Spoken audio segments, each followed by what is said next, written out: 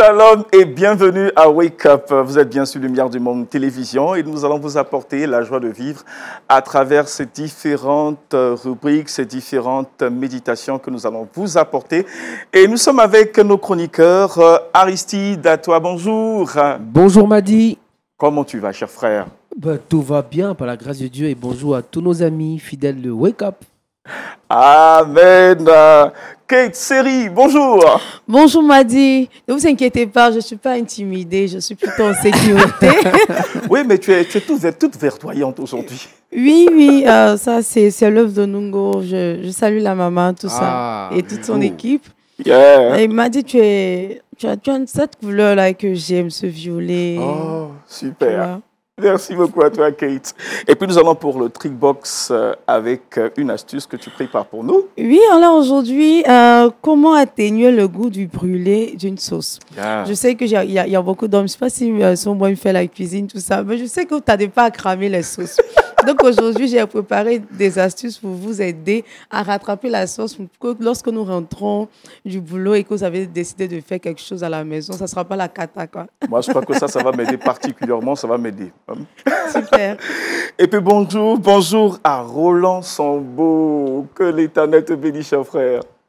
Merci beaucoup. Bonjour à tout le monde. Bonjour, pasteur. Bonjour, Madi. Bonjour. Et puis bonjour aux téléspectateurs aussi. Voilà, vous savez tous, je n'ai pas besoin de le rappeler, qu'il est animateur sur Lumière du Monde Télévision et c'est l'animateur phare de l'émission Point d'accord. Et nous aurons une bonne relation d'aide avec son serviteur tout à l'heure. Bien sûr, merci beaucoup. Et puis nous terminons avec notre pasteur, le pasteur Emmanuel Avril, qui nous a rejoint depuis peu en Abidjan pour nous apporter ce que Dieu a mis à son cœur. Bonjour, pasteur. Bonjour et bonjour à chacun. Alors nous rappelons que le pasteur pasteur. vient de Bordeaux à Paris, C'est ça, oui. où il sert le Seigneur. Voilà. Région Aquitaine, Nouvelle-Aquitaine, on dit maintenant. Et puis pour les téléspectateurs qui ne connaissent pas l'Aquitaine, alors c'est situé particulièrement où du côté de la France? C'est dans un grand sud-ouest, on va dire, de la France, donc le long de l'océan Atlantique particulièrement et un petit peu à l'intérieur des terres. Voilà. Super. Et puis nous allons aujourd'hui vous poser une petite question pour démarrer la méditation. Connaissez-vous Éticus? Connaissez-vous Éticus? Éticus. Allons à méditer ensemble.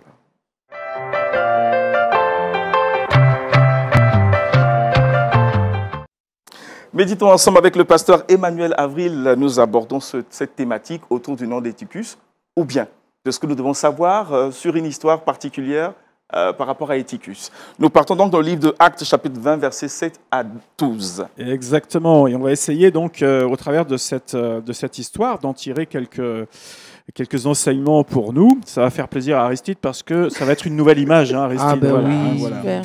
Alors, acte 20, les versets donc, 7 à 12, nous lisons. Le premier jour de la semaine, nous étions réunis pour rompre le pain. Paul, qui devait partir le lendemain, s'entretenait avec les disciples. Et il prolongea son discours jusqu'à minuit. Il y avait beaucoup de lampes dans la chambre haute et nous étions assemblés. Or, un jeune homme, nommé Éticus, qui était assis sur la fenêtre, s'endormit profondément pendant le long discours de Paul. Entraîné par le sommeil, il tomba du 3e étage en bas, et là on dit tous « aïe », et il fut relevé mort. Yeah. Mais Paul étant descendu, se pencha sur lui et le prit dans ses bras en disant « Ne vous troublez pas, car son âme est en lui ». Quand il fut remonté, il rompit le pain et mangea, et il parla longtemps encore jusqu'au jour, après quoi il partit. Le jeune homme fut ramené vivant, et ce fut le sujet d'une grande consolation. Amen, amen, Voilà. amen. Alors, peut-être ça y est, cette histoire vous dit quelque chose. Donc, ce personnage, Éticus, je ne sais pas si vous savez la signification de son nom, mais ça signifie heureux ou fortuné. Oui. Ça va, hein, Ouais. on prend. Ça ne va pas l'empêcher, malgré ce joli nom, de vivre une mésaventure. Une situation qui est assez dramatique quand même. On en sourit, mais c'est pas drôle en fait sur l'instant. C'est clair. C'est dramatique, mais qui, grâce à Dieu, va bien finir. Et c'est une histoire qui, me semble-t-il, est aussi pleine de symboles. Et on va essayer, même si ça s'est passé bien sûr physiquement, qu'il est bien tombé du 3e étage et qu'il est revenu à la vie malgré cette chute, on peut aussi en tirer, si vous voulez bien, des symboles spirituels pour nous. La première chose qu'on pourrait voir, c'est la position d'Éticus. Tout le monde est assis probablement dans le contexte de l'époque par terre, au mieux peut-être sur des coussins ou ce qui peut servir pour pouvoir s'asseoir. Mais lui, il ne fait pas comme tout le monde. Voilà, il n'est pas comme tout le monde.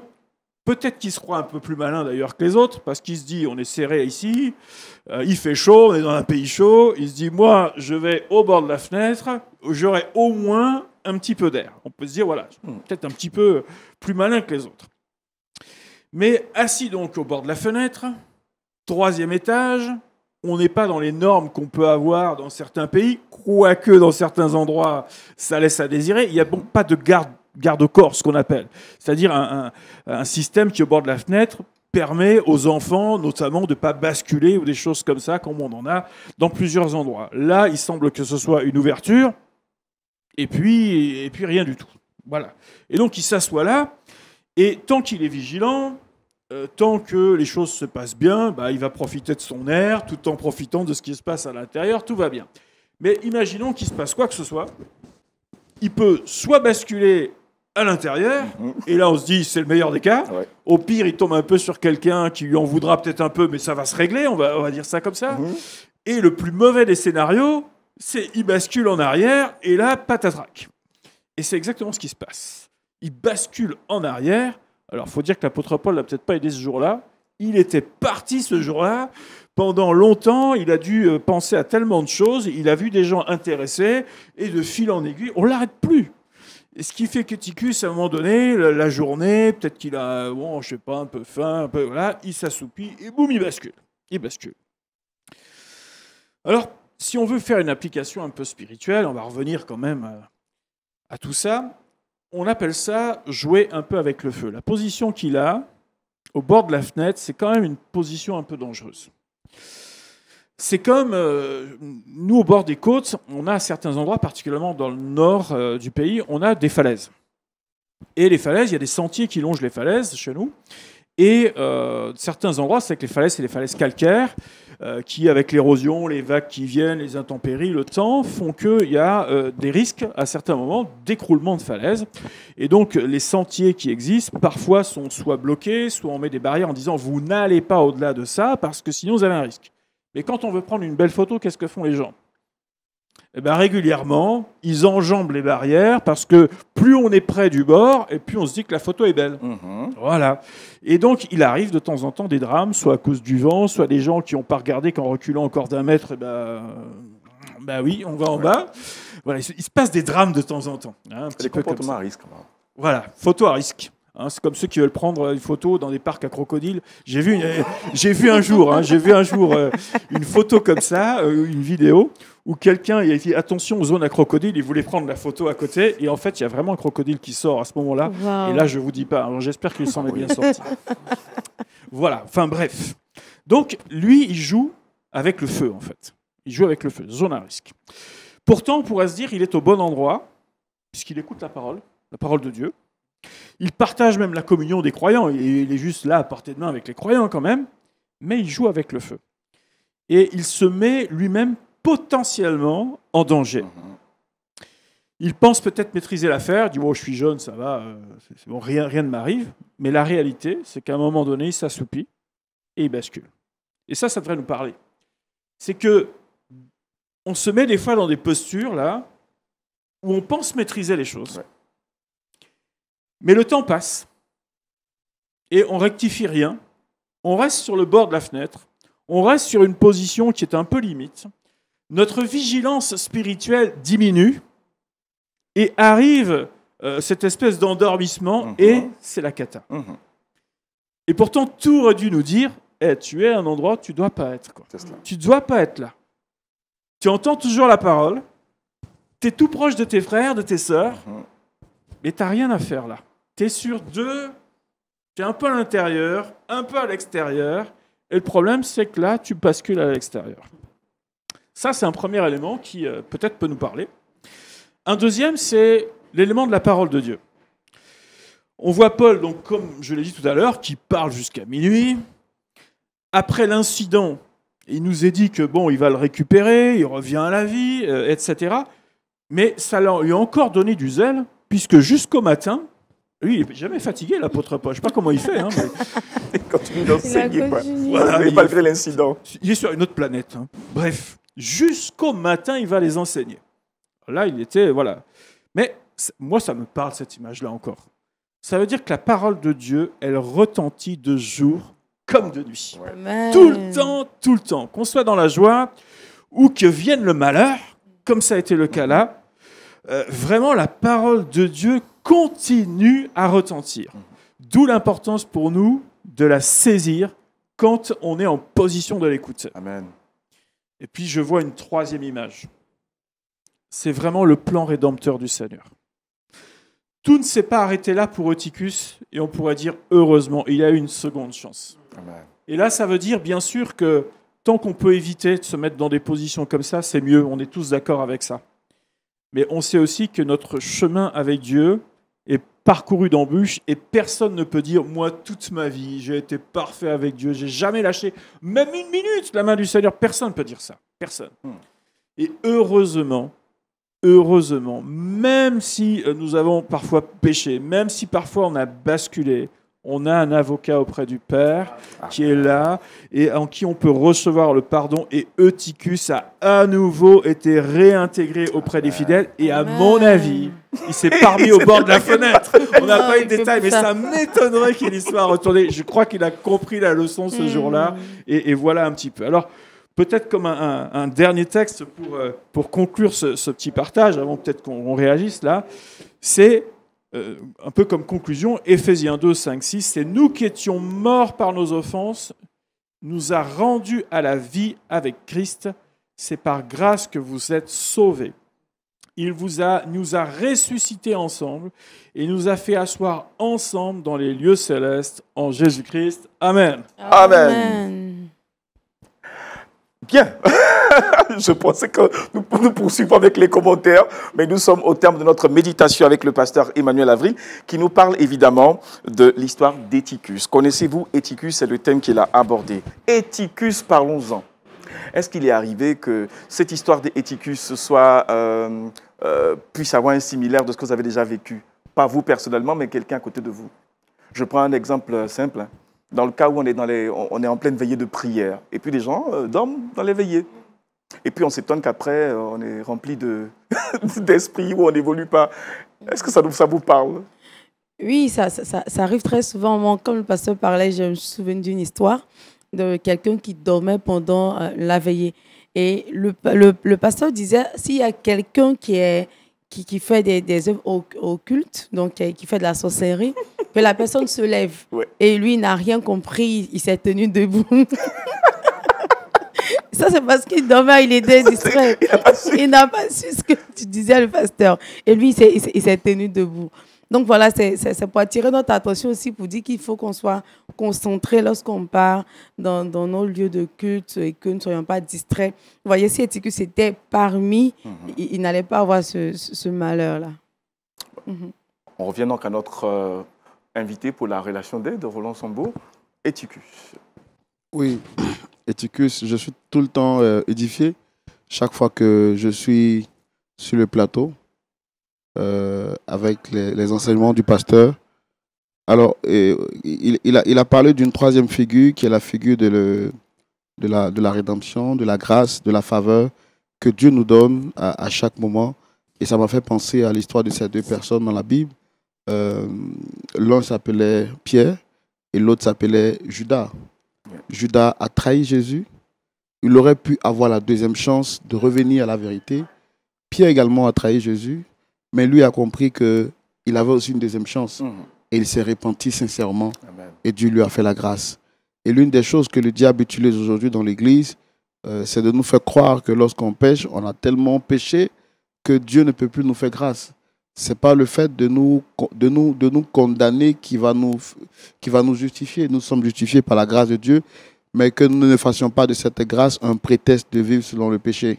Et donc, je comprends par ce message-là que Dieu nous aime tellement et qu'à chaque moment, il nous tend la main pour nous ressortir, à nous d'accepter cette main-là et de comprendre que nous ne devons plus rester à la fenêtre, mais nous devons plutôt nous rapprocher de lui pour ne pas plutôt tomber et puis pourquoi pas se briser le cou? C'est vrai, c'est vrai. Et puis, je veux ressortir le fait que Eutychus s'est mis en danger. Il savait pertinemment que la fenêtre n'était pas tout à fait gardée. Mais exprès, il s'y est assis. Bon, c'est vrai qu'il prenait du bon temps avec peut-être l'air, le vent, mais se mettre en danger, ça, c'est ce qui a attiré mon attention. Combien de fois les chrétiens, sachant évidemment tout l'environnement et l'envergure des temps que nous passons dans la présence de Dieu, quand même se mettent en danger. Aristide? Oui, c'est quand même un bon message parce que être à la fenêtre, on est à la fois en train d'écouter la prédication du serviteur de Dieu et à la fois on entend les bruits du dehors. On est distrait. Ouais. Donc il faut faire vraiment attention. Il faut être pleinement en Christ.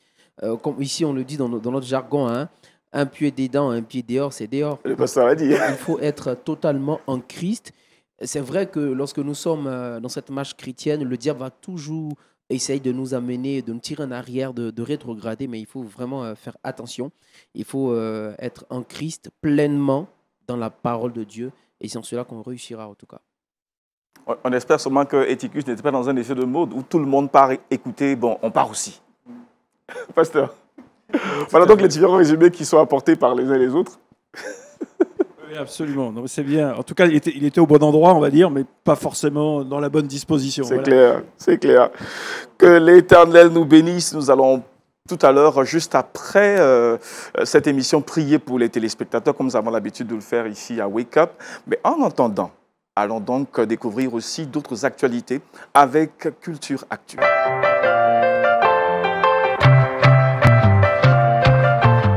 Culture Actu, nous partons aujourd'hui en Suisse pour l'ouverture d'une école de théologie. Aristide Amani. Oui, il est très important d'apprendre, parce que si on n'apprend pas, la Bible le dit, mon peuple périt par faute de connaissance. Donc, il y va de soi quand même d'apprendre, savoir qui est celui que nous servons, apprendre sur lui pour mieux le servir parce que c'est très important. Amen. Donc ça a été au départ une attente vraiment forte je dirais des enfants de Dieu parce qu'il y a déjà cette soif d'apprendre, de connaître plus le Seigneur Jésus-Christ et le servir parce que quand même, il y a plusieurs sortes d'évangiles que nous entendons aujourd'hui, plusieurs évangélisations, plusieurs évangélistes que nous voyons aujourd'hui sur les réseaux sociaux et partout. Donc, l'école de théologie était vraiment tant attendue. L'ouverture de cette école de théologie était vraiment attendue par le peuple de Dieu, mais pas seulement les chrétiens, mais aussi certaines personnes qui voudraient bien sûr aller apprendre sur le fait que Jésus-Christ, qui est le Sauveur, qu'en est-il en long et en large de lui? Donc, effectivement, par la grâce de Dieu en Suisse, précisément à Saint-Léger, la haute école de théologie a ouvert vraiment ses portes, donnant la possibilité à tous les étudiants de pouvoir venir apprendre au sujet du Seigneur Jésus-Christ. Mais je répète que l'ouverture de l'école de théologie n'est pas seulement ouverte qu'aux chrétiens, mais à tout le monde qui souhaiterait bien sûr venir connaître, venir apprendre les choses, je dirais, de la Bible. Voilà, donc par la grâce de Dieu, ça a été un succès, plus de 150 personnes de tout âge. Il y a des personnes âgées, selon l'estimation, de plus de 70 ans. Le plus jeune, je crois, 15 ans. D'autres sont partis avec leurs parents pour, bien sûr, la première année de l'ouverture de l'école. Oui, ils sont allés voir, découvrir vraiment cette école de théologie. Et pourquoi pas, c'est tellement prendre les informations et puis s'inscrire, venir au cours, étudier et apprendre plus sur le Seigneur Jésus-Christ. Donc, ça a été quand même une bénédiction. Plusieurs personnes ont salué cette initiative. Et je crois que par la grâce de Dieu, le peuple de Dieu sera mieux enseigné et nous aurons des enseignements et des prédications efficaces et perspicaces pour la gloire de Christ. La particularité, ce n'est pas que pour des pasteurs. Non, ce n'est pas que pour des pasteurs, c'est pour tout le monde, je précise. Voilà. Tout le monde, toi qui veux vraiment apprendre, tu veux t'inscrire à l'école de théologie, tu peux venir t'inscrire et apprendre. Cher frère Roland Sambo, es-tu d'accord pour que les écoles de théologie soient fréquentées par tout le monde et non pas par ceux que Dieu a appelés? Bon, déjà, moi, je pense bien que Dieu nous appelle tous. Après, comme il le dit dans Éphésiens, il a donné à chacun des dons. Il a appelé certains comme apôtres, d'autres comme docteurs pour l'édification du corps de Christ. Donc, je pense que théologie, ça veut dire peut-être, si je ne me trompe pas, l'étude de Dieu. Donc, on est tous appelés à connaître Dieu, on est tous appelés à chercher Dieu.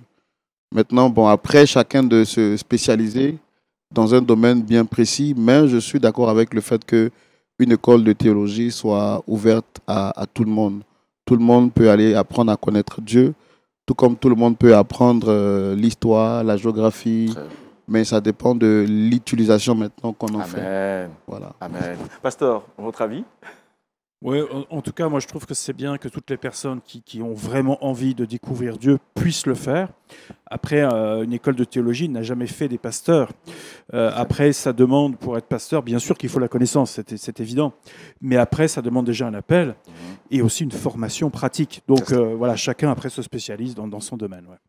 Amen. Kate, je crois que Oui, je te sens bien dans la chose. Là. Oui, c'est une bonne initiative. On en a parlé sur ce plateau une fois. Il y a un imam qui est allé apprendre à découvrir Christ, qui est Christ, tout ça, et qui a fini par devenir chrétien. Donc, je pense que c'est bon d'ouvrir ces écoles de théologie à tout le monde pour que tout le monde puisse aller découvrir le Seigneur. Je pense que moi, personnellement, peut-être que je lis la Bible, mais je n'ai pas les mots qu'il faut, la connaissance. Mais je pense que si je fais une école de théologie, je vais plus apprendre.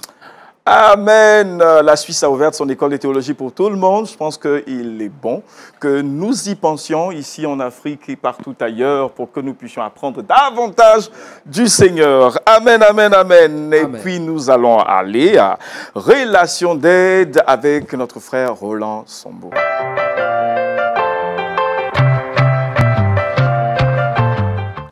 Relation d'aide.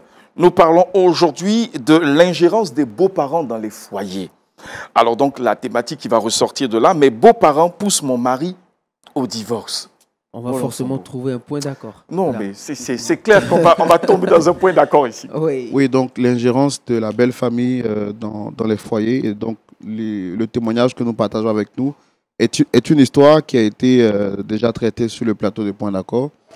Il était donc question d'une jeune sœur mariée avec son époux depuis quelque temps. Et à un certain moment donné, elle s'est rendue compte que son époux commençait à découcher, à être un peu plus infidèle, lui manquait un peu plus d'attention. Donc, elle a interpellé son époux sur ces irrégularités et elle n'a pas manqué par la suite, et vu que son mari n'entendait pas raison, de prendre attache avec son pasteur pour essayer également de faire revenir son mari à la raison. Malheureusement, ce dernier persistait dans ses voies jusqu'à ce qu'elle aussi puisse tomber sous le coup de la tentation de son ex. Puisqu'avant de se marier, elle était dans une autre relation. Donc, elle tombe sous le charme de son ex qui va commencer à revenir à la charge. Et finalement, petit à petit, elle va succomber à la tentation.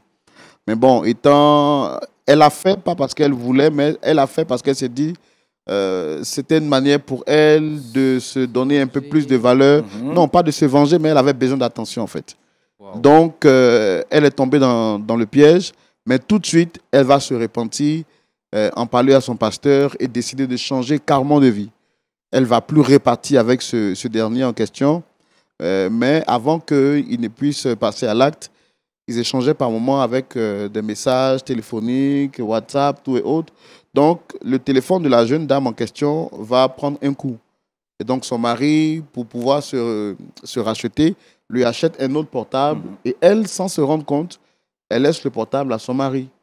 Et c'est comme ça que son mari, en fouillant, va découvrir dans l'ancien portable de son épouse que celle-ci avait eu une aventure avec un autre, en fait, son ex.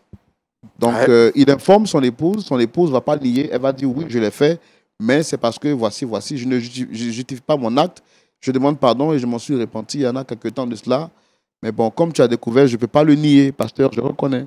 Et donc, elle va demander pardon à son époux. Et son époux, scandalisé, lui, tout de suite, va courir pour aller maintenant vers sa famille. Pour lui dire, vraiment, je ne veux plus de ma femme. Vous aviez raison quand vous m'aviez dit de ne pas l'épouser. Voici ce qu'elle a fait. Les parents vont charger, comme on le dit, l'histoire chez nous en Côte d'Ivoire, vont prendre l'affaire sur le dos et puis vont décider donc de faire en sorte que leur fils ne puisse plus repartir avec cette dernière-là. Après, bon, on va essayer de trouver une solution. Ils vont essayer de trouver une solution. Le monsieur va reconnaître que si son épouse est arrivée jusqu'à ce point, c'est parce que lui, il a poussé à l'acte. il aime encore son épouse, il veut revenir avec son épouse, mais ses parents lui disent, si tu retournes avec elle, considère que toi et nous, c'est terminé. Waouh, c'est fort. Donc, il est pris entre deux feux.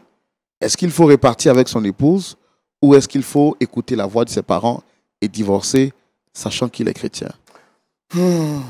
Kate, à sa place, qu'aurais-tu fait? Waouh, j'ai regardé l'émission. Mais vraiment, là, quand Zumbo parle comme ça, là, je sais pas. J'aurais dû lui dire pourquoi aller raconter à la famille. Je pense que c'est ta femme. Elle t'a avoué ce qu'elle avait fait, sa chute.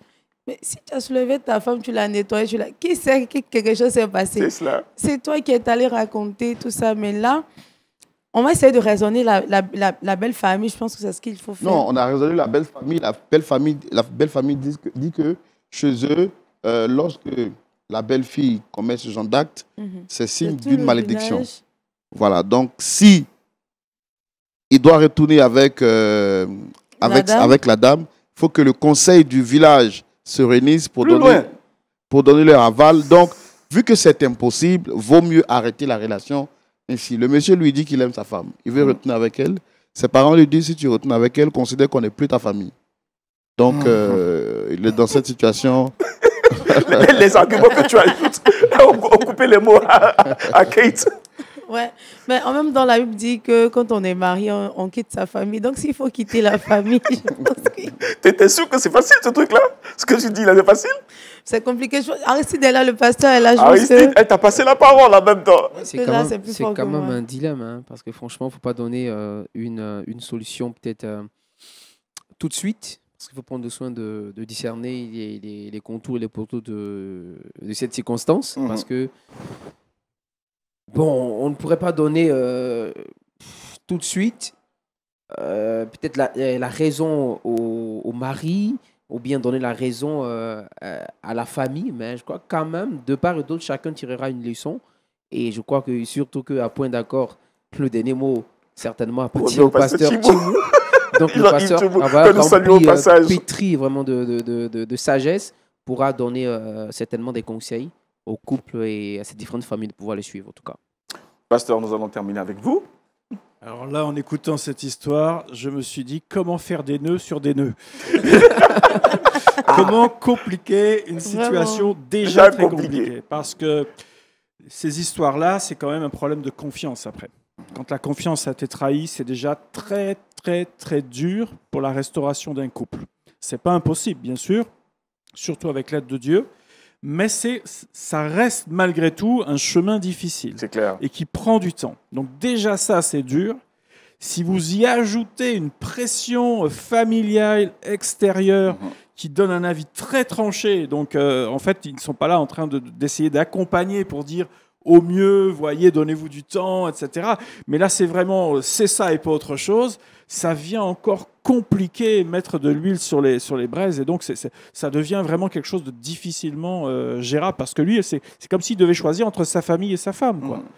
Et voilà. Et là, ça devient encore plus compliqué, quoi. Est-ce qu'on doit mettre quelqu'un devant ce choix-là, quoi? Oui. Pasteur, j'ai envie de demander, est-ce que ce genre de cas sont fréquents en France, en Europe? Alors on a effectivement des cas comme ça. Et alors chez nous, le contexte est un petit peu différent.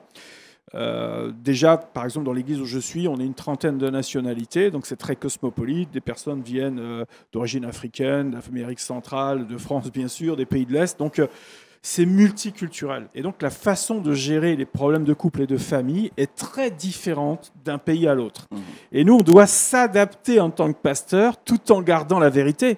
Et c'est ça aussi qui est... voilà, le chemin de restauration est toujours possible, mais on doit aussi composer avec les cultures pour essayer de faire au mieux dans ce genre de situation. Donc, ce genre de situation, on les rencontre, les pressions familiales, etc. C'est pas simple. Et d'autres situations également qui sont gérées voilà, d'une autre manière, avec la culture très, très française, hein, où là, par contre, on ne demande pas l'avis ni du pasteur d'ailleurs, ni de la famille. Quand on arrive, on nous dit déjà, bien, on vient divorcer. Donc, nous, en tant que pasteur, on dit, vous êtes déjà allé loin, on ne peut même plus rien faire, quoi. Ouais. Et puis nous allons terminer avec Roland.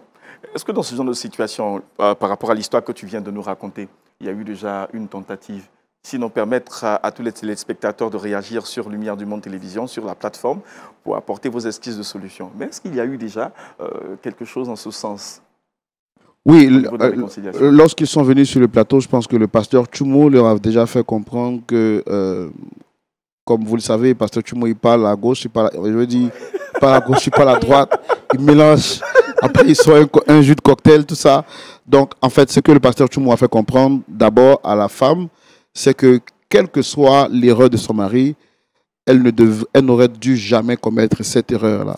Parce qu'il y a des erreurs qui en appellent d'autres et qui compliquent la situation de plus en plus. Amen. Et donc, c'est elle, même si son mari n'était pas fidèle, c'est elle qui aurait dû porter son mari en prière et rester une femme sage, une femme vertueuse, comme la Bible le dit en Proverbe, afin de pouvoir bâtir sa maison.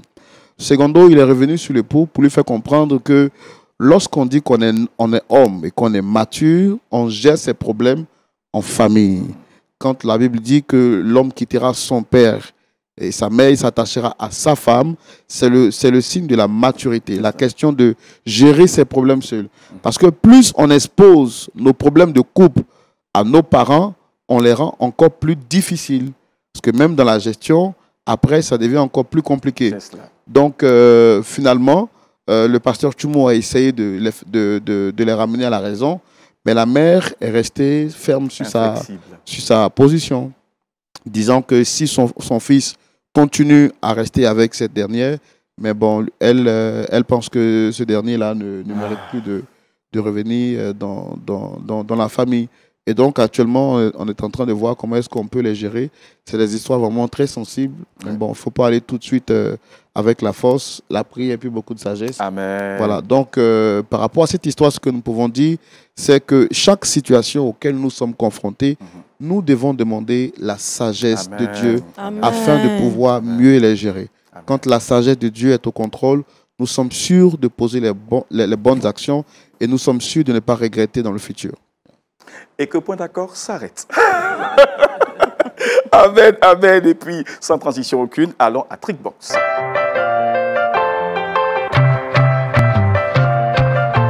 Trickbox avec Kate, nous abordons un sujet qui me plaît particulièrement, qui aime faire la cuisine. Surtout quand on rate, on crame nos sauces. Donne-moi les astuces, Kate. Ah oui, avant de donner des astuces, je veux savoir, Monsieur Sombo, comment est-ce que vous êtes senti la première fois que vous avez cramé une sauce?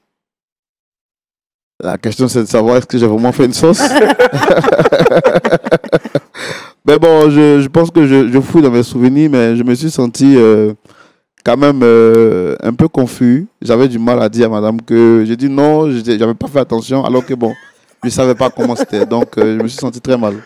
Aristide, toi, tu as déjà... Tu découpes le piment souvent de maman. Est-ce que tu as déjà cuisiné et puis... Oui, j'ai déjà cuisiné. J'étais avec mon grand frère. Voilà, il devait préparer quelque chose avant qu'il entre pour qu'on partage ensemble. Mais là, je regardais au football.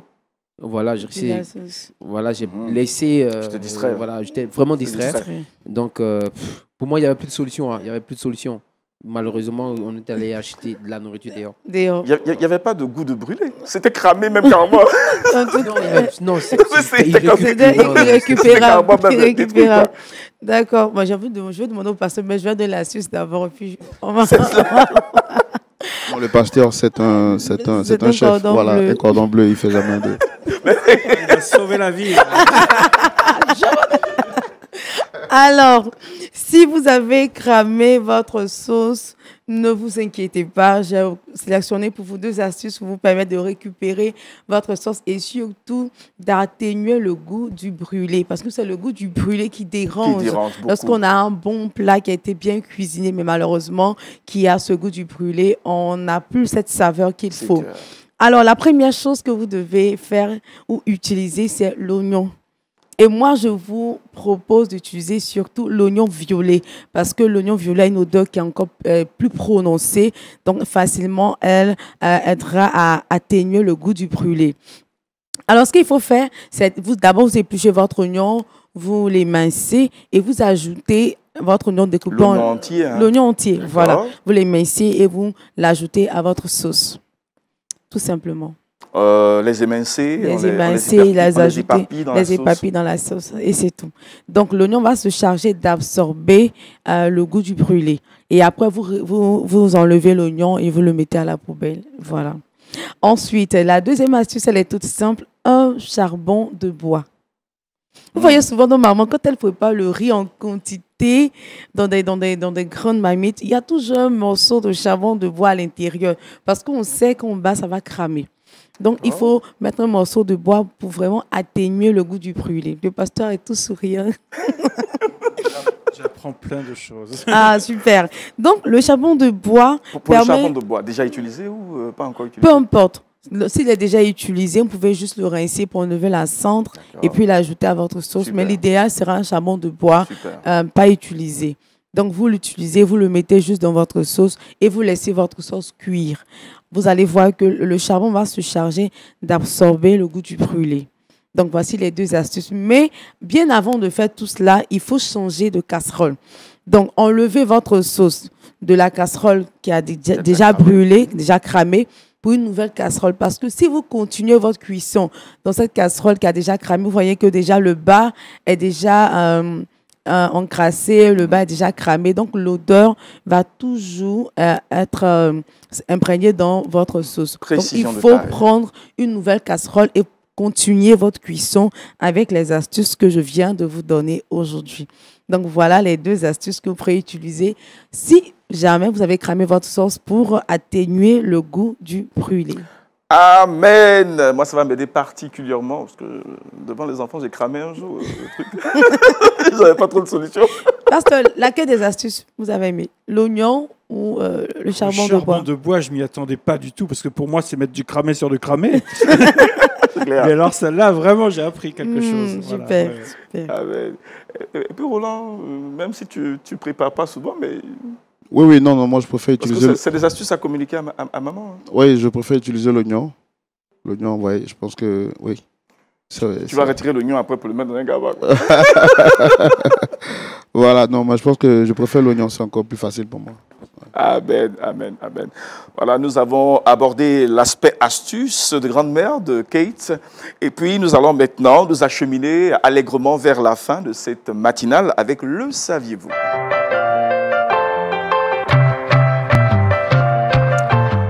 Que devons-nous savoir autour du Nouveau Testament, Aristide Amani? Alors, quelques informations relativement au Nouveau Testament. Qu'est-ce que c'est pour vous le Nouveau Testament? Il faut dire que la Bible est composée déjà de l'Ancien et du Nouveau Testament. Donc, le Nouveau Testament est l'ensemble des écrits relatifs à la vie de Jésus et à l'enseignement de ses premiers disciples.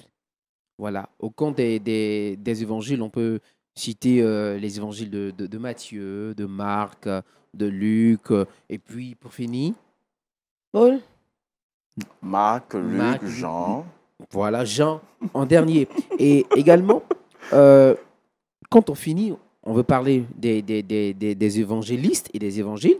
Également, la deuxième partie du Nouveau Testament, là, on veut parler maintenant des livres, par exemple, des apôtres. Parce que j'ai dit au départ que la Bible est composée d'abord de la vie de Jésus-Christ, l'enseignement de Jésus-Christ, et d'autre part, les enseignements, voilà, en second point, de ses disciples. Donc, parlons de l'enseignement des disciples, on va parler peut-être de actes des apôtres. On va parler carrément d'autres versets que je vais donner tout à l'heure. Mais relativement au chapitre, ou du moins aux lettres apostoliques, les lettres apostoliques contiennent 21 chapitres. 21 livres. 21 livres, pardon, et 13 épîtres attribués à l'apôtre Paul, qui sont appelés par exemple les épîtres paulinéens. Bon, les épîtres paulinéens, il faut noter ça, c'est très important. Et on trouve quand même, il y a quand même les lettres du frère Jacques, 2 lettres de Pierre, les 3 lettres de Jean et la lettre de Jude, qui, elles sont attribuées quand même à l'apôtre Paul. Et pour finir, le livre de Apocalypse, appelé autrement le livre de Révélation. Donc, il est très important de savoir certaines choses relativement au Nouveau Testament, parce que ce ne sont pas tous les livres qui ont été écrits seulement par l'apôtre Paul. Il y a d'autres écrits, mais aussi nous sommes vraiment bénis par les enseignements et par la bénédiction de Dieu à travers le vécu des disciples auprès du Seigneur Jésus-Christ. Donc le Nouveau Testament est réparti en quatre parties. 4 parties, ouais.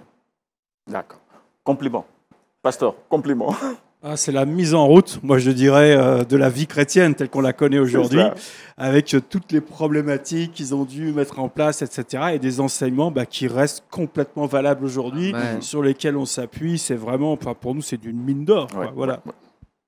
Amen. Nous avons promis à nos téléspectateurs à la fin de cette matinale de prier avec eux. C'est ce que nous allons faire avec le pasteur, avec le pasteur a prié tout à l'heure. Donc on va juste nous incliner, autant que vous êtes, et puis laisser le pasteur prier. Eh bien, notre Dieu, on veut te louer et te remercier, parce qu'on a le privilège de te connaître. Et on veut te prier que tu nous aides à ne jamais nous retrouver dans cette position au bord de la fenêtre. Mais on te prie que ton Saint-Esprit nous interpelle et qu'on sache entendre ce que tu nous dis à nos cœurs, Seigneur. Amen. Je veux te prier pour tous ceux qui ont déjà basculé et qui sont peut-être par terre étendus. Seigneur, nous savons que tu peux les ramener à la vie et que tu peux les ramener auprès de leurs frères et sœurs. Et je te prie que beaucoup reviennent encore. Amen. Dans le nom de Jésus. Amen. Amen. Amen, amen. Merci en tout cas à Roland Sambo d'avoir participé à cette émission pour la relation d'aide. Nous avons beaucoup apprécié ce témoignage. Et puis merci au pasteur Emmanuel Avril. Merci à vous. Que Dieu vous bénisse. Les chroniqueurs, que Dieu vous bénisse également. Et nous allons dire au revoir à nos téléspectateurs. On leur donne rendez-vous pour mardi prochain. Même amour, même fidélité. Prenez soin de vous et puis c'est la vie chez vous. Merci Boussole. Pardon. Ouh là là. D'accord. Verset boussole avec Kate. Éphésiens chapitre 2, verset 5. Nous qui étions morts par nos offenses, nous a rendus à la vie avec Christ. C'est par grâce que vous êtes sauvés. Amen. Amen. Amen. Voilà, toute l'équipe de production se joint à nous pour vous dire au revoir à la semaine prochaine. Même amour, même fidélité. Que Dieu vous bénisse.